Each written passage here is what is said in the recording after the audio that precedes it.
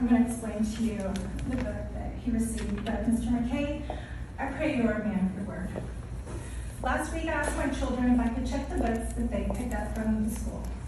My son picked up this brand new book from the shelves in class, Lawn Boy. He was under the impression it was about a kid that ends up at the beginning mowing the grass at Disneyland. I'd like to share a few quotes with you. This first one, just turn around.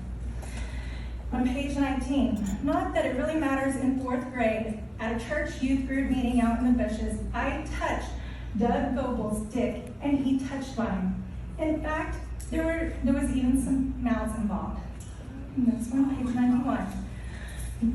What if I told you I touched another guy's dick? What if I told you I sucked it? I was 10 years old, but it's true. I put Doug Goebel's dick in my mouth. I was in 4th grade. It was no big deal. He sucked mine too. And you know what? It wasn't terrible. Page 174. I don't know if I made a sign for this one. Yeah, I did. He talked about old times at the church, but never mentioned our penises or the fact that he never said 10 words to me after our little foray in the bushes. Not a single reference to holding or tugging or sucking dicks. All I could think about while he was chatting me up was his little salamander between my 4th grade fingers, rapidly engorging with blood. Page 230, I didn't make time for this.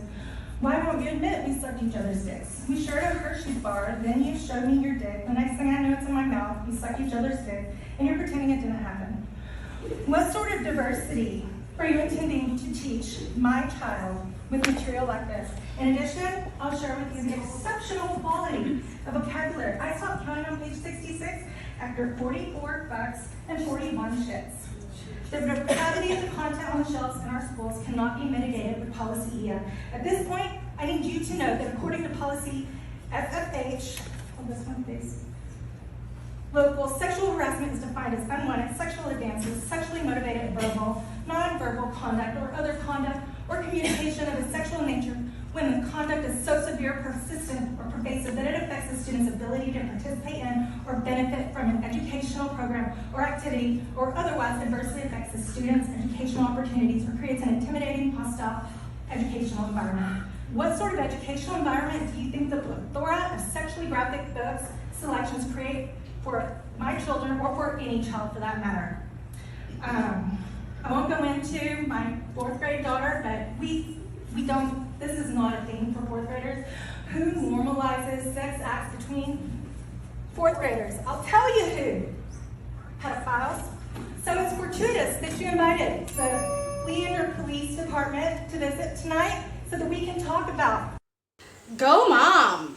Does she really call the police department? Snaps all around, snaps all around. That's disturbing. What progressives and TikTokers and politicians and the mainstream media like to do is gaslight the public and say, no, this isn't happening. Grooming in schools is not a thing. Just like CRT is not a thing. And as sad and disturbing, as decrepit and degenerate that is, I hope more of this becomes so more blatantly obvious, because when you get the mommy and daddies involved, just the regular schmegularized normie mommy and daddies, the suburban working class citizens involved, that is when things get to change, because that is the majority of your population. That's the majority of a society, is the working class, the middle class, it's your mommy and daddies trying to move on with their lives. When they start to find out the depravity that they're teaching these kids, I feel like that is when things start to change. That's gross. 4th graders, I've had a couple of debates online, and I'm glad to report that it's the minority of people who actually thinks that stuff like this is okay. And I'm talking about the parental rights control bill that the mainstream media tried to propagandize and call Don't Say Gay bill, to try to fearmonger and shame people of supporting it or coming out against it. I've actually had conversations with people who said, like, I don't see anything wrong with 8-year-olds and 7-year-olds talking about sexuality because they're sexually active. And I'm like, if you are 7 or 8, if you are a 4th grader and you're being that hypersexual at that age, it is most likely because you have been exposed to that in your household, which most likely means that you are being abused or neglected. So instead of a teacher seeing a small child who's hypersexual and keeping that to themselves and thinking it's their opportunity now to go talk to that small child about sexuality, they should actually be reporting that to their parent, going, hey, your child is resembling unhealthy or inappropriate hypersexualized behavior. You might want to seek counseling and therapy for your kid because for this age that's not appropriate.